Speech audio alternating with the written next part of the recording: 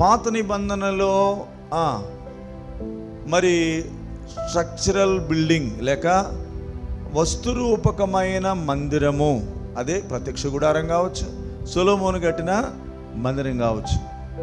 ఇది structural building are structural ట్యాబర్నకల్, ఏదో అంటే నిర్మాణాత్మకమైన ఒక గుడారము లేక మందిరము అని పాత నిబంధనలో చెప్తుంది. క్రొత్త నిబంధనలో ఆలయం అంటే ఏంటి?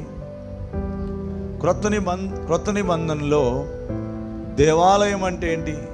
దేవుని మందిరం అంటే ఏంటి? ప్రాథమికంగా చెప్పండి. మళ్ళీ క్రొత్త నిబంధనలో కూడా మళ్ళీ కొన్ని సందర్భాలు ఉన్నాయి. చూడండి, 3వ అధ్యాయం 1 కొరింథీ 3:16 చదవండి. 1 కొరింథీ 3:16, మీరు దేవుని ఆలయమై ఉన్నారనియు దేవుని ఆత్మ మీలో నివసించుచున్నాడనియు మీరు, అంటే ఇప్పుడు దేవుని ఆలయం ఏంటి? దేవుని ఆలయం ఏంటి? ఇప్పుడు 6వ అధ్యాయం చూడండి, 19వ వచనం. 6వ అధ్యాయం 19వ వచనం, మీ దేహము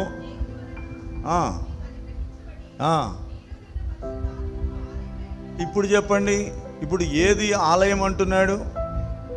నీ దేహమే దేవుని ఆలయంగా ఉండి తీరాలి అంటే దేవుడు ఎక్కడ నివసించాలని ఇష్టపడుతున్నాడండి? కట్టుకున్న గుళ్ళల్లో కాదు. నీ గుడి ఎంత పెద్దదైనా, ఎన్ని కోట్లు పెట్టి కట్టినా కూడా దేవుడు గుడిలో ఉండేవాడు కాడు. దేవుని వాక్యం చెప్తుంది, హస్తకృతాలయములు ఆయన నివసించేవాడు కాడు. మరి ఎక్కడ నివసిస్తున్నాడు? జీవము గల దేవుని ప్రజల మధ్యలో ఆయన నివసిస్తున్నాడు. లేక ఇంకో రకంగా చెప్పాలంటే, మన జీవితము దేవునికి అంగీకారంగా ఉంటే, మన హృదయము దేవునికి అంగీకారంగా ఉంటే, మన దేహము దేవునికి అంగీకారంగా ఉంటే మనల్లో ఆయన నివసిస్తున్నాడు.